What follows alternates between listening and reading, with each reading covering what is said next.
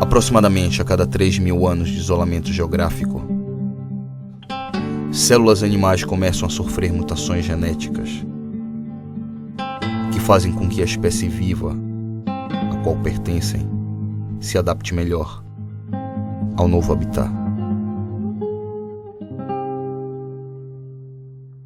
Quando os atuais esquimós setentrionais começaram a colonizar o inóspito Polo Norte, há 5.000 anos atrás, seus corpos não estavam minimamente preparados para a vida no gelo. Porém, com o passar dos milênios, preciosas adaptações surgiram em sua morfologia e metabolismos corpóreos, que hoje os permitem, por exemplo, poder dormir durante períodos de até 15 dias seguidos, enquanto lentamente digerem as dezenas de quilos de carne de uma foca adulta, a qual são capazes de devorar em apenas 48 horas.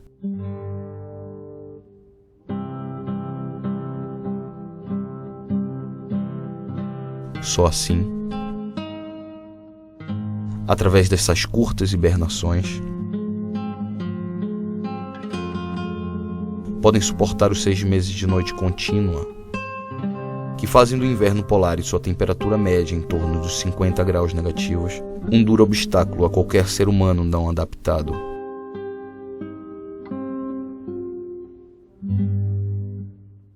Mas a adaptação a ambientes inóspitos é um dos maiores talentos da espécie humana. Ela é certa, apesar de lenta.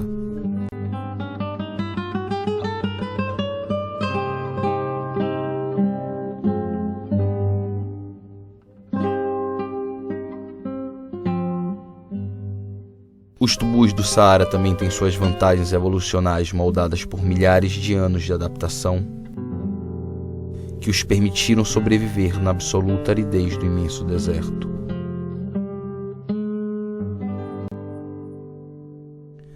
O sertanejo nordestino também vive em um ambiente extremamente hostil. E há muitos sertões no Nordeste. Sertões diferentes. Uns mais verdes, outros mais ocre. Mas em todos eles o sol é duro, a água é pouca e a terra é seca.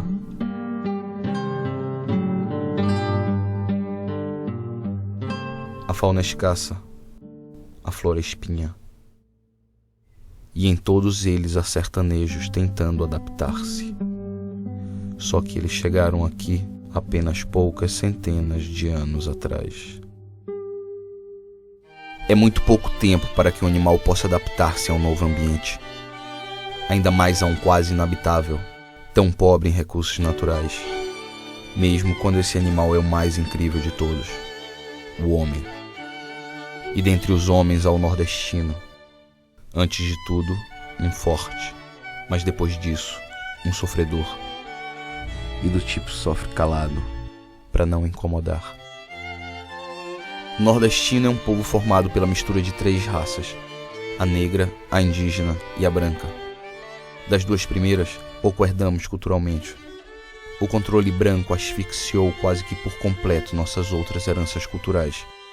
Na maior parte das comunidades surgidas no Nordeste, a cultura que prevaleceu foi a portuguesa, e com ela, o catolicismo. No catolicismo são necessários templos e sacerdotes, e deles também sempre careceu o sertão. Que desconforto maior pode haver para um ser humano do que ser privado de comida, água, saúde e, além de tudo, o desamparo espiritual? Como pode haver um mínimo de alento ao viver quando não se sabe nem se a paz após a morte é certa, sem que se tenha cumprido em vida com as obrigações para com Deus exigidas pela religião? Sem um batismo, a comunhão, a confissão e, ao fim de tudo, a extrema unção, como pode haver esperança? A esperança é um sentimento quase desconhecido pelo sertanejo nordestino, mas a fé, apesar de tudo, é incrivelmente forte, e esses homens encontraram meios para professá-la. Os tubus forjaram sua religião de cunho animista durante séculos de vida no deserto. E ela foi moldada para a região onde existiria. Para professá-la não há necessidade de altares, por exemplo. Eles seriam cobertos e desapareceriam sob a areia na primeira ventania que houvesse. Mas os católicos precisam de altares e templos. Então não é difícil imaginar o que a descoberta de grutas pode ter significado para muitos. Grutas se assemelham a igrejas em muitos aspectos. Seus salões muitas vezes possuem tetos altos numa metáfora visual do firmamento. Sua acústica faz com que as vozes em prece reverberem e pareçam estar sendo direcionadas diretamente a Deus. Com um pouco de imaginação, imagens podem ser vistas nas rochas.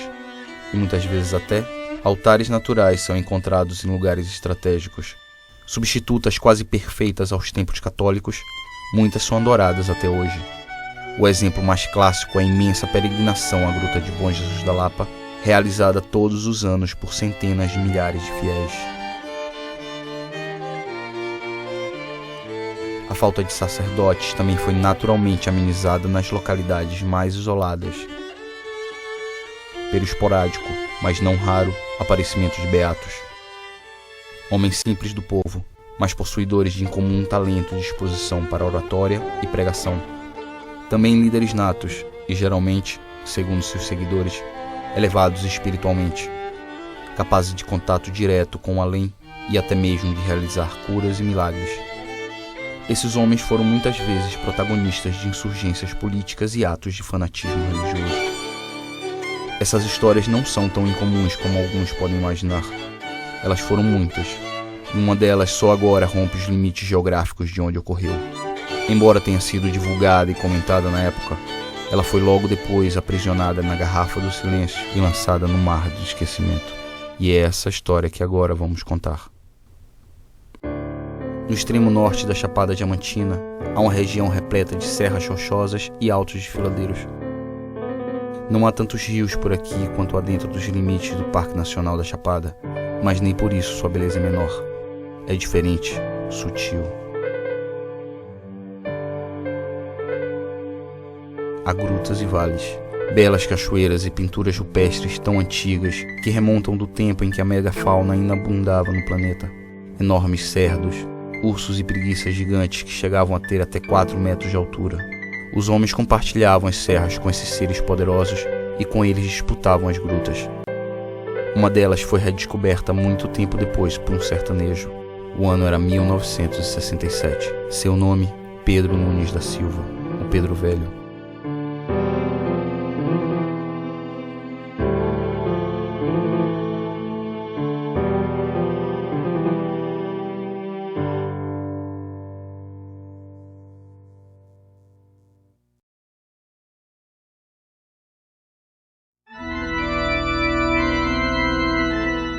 Ele disse ter tido uma visão na gruta, e nela visto um espírito chamado Iracema que lhe contou lá existir escondida uma fortuna em ouro, frutas em ouro, animais de ouro maciço. Esse tesouro seria guardado por uma enorme e adormecida serpente com cabeça de mulher, e no dia em que a fera despertasse, a fartura viria aos que crescem.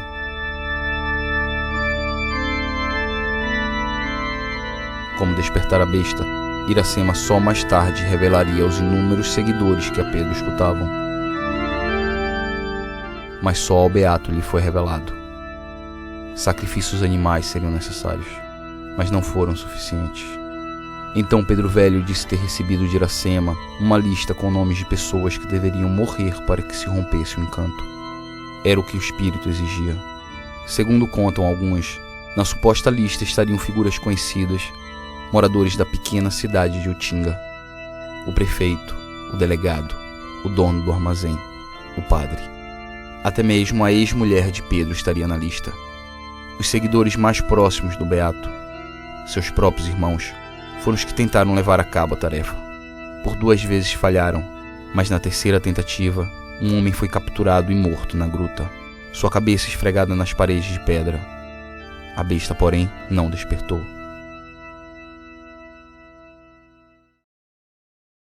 Numa Pompílio Arlego dos Reis é um dos orgulhos de Utinga. Teatrólogo e poeta, homem simples de mente complexa, e com muita história para contar. Ele chegou lá na Serra da Boa Esperança, que é um labirinto, na verdade. Quando eu falo labirinto, ali dentro tem de tudo. Corredores, aquelas escarpas de pedra altíssimas, sabe, com madeiras imensas lá dentro. E tem pequenas grutas, sabe, grutas médias. E aquilo encanta qualquer pessoa. Ele se encantou. E ali teve visões, sabe? Porque você passar uma noite ali é impressionante. Era um sonhador, sabe? Era um homem sonhador. Né? Não tinha nada de dentro de planos perversos, sabe? Não era, o Pedro Velho não era isso. Sabe? Mas ele se encantou com aquilo. Sabe? E deu asas a essa imaginação. E esse é o problema, às vezes, da pessoa inculta, da pessoa despreparada. Deu asa à imaginação e fez essa ideia proliferar, sabe, crescer no meio das pessoas que ele conhecia, também todos humildes, sabe, uns trabalhadores da roça, porque ali podia estar um meio de criar uma nova condição de vida, de salvação deles, porque ali tinha riqueza, porque ele sentia que tinha, porque é encantador o ambiente. Então é fácil a gente entender isso em Pedro Velho. Mas essa gruta começou a chamar a atenção de todo o pessoal da região. Tanto que até o padre Ramos foi lá. E as pessoas começaram a viam sempre aos finais de semana. E aquilo foi crescendo, a ideia foi crescendo, foi tomando corpo. Algumas pessoas já ficavam por ali, começaram a plantar em volta na região.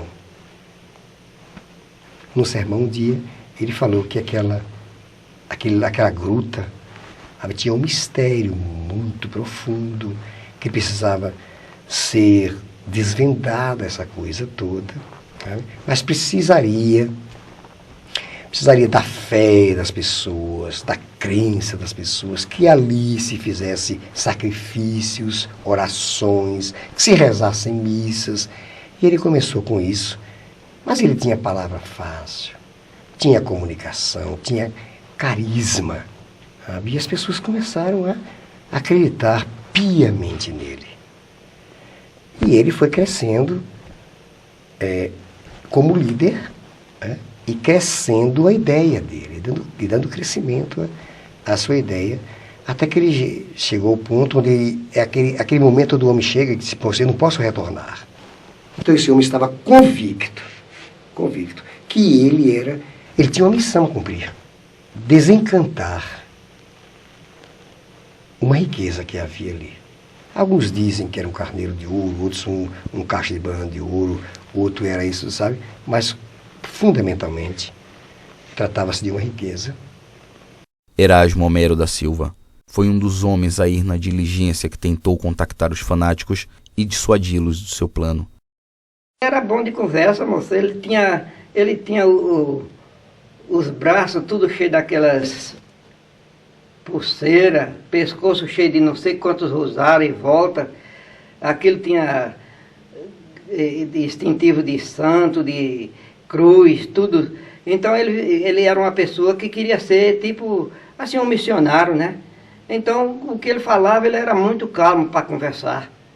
Era muito calmo. E ele explicava muita coisa assim, o povo que não compreendia de muita coisa, ele explicava a coisa de por ele mesmo e o povo acreditava. Foi isso que fez a concorrência do povo ir para lá, acreditando na conversa dele.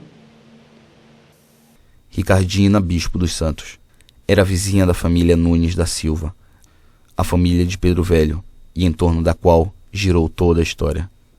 Soube assim que eles iam para a gruta, que tinha achado uns ouros lá na gruta.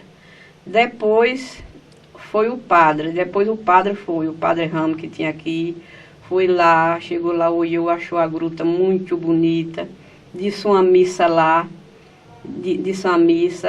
eu não fui não, disse a missa, depois o padre falou assim: a gruta lá é linda, você conhece, a dona Cadu conhece, digo conheço, disse agora nós vamos ver se Jesus nos ajuda, que nós vamos fazer uma romaria lá.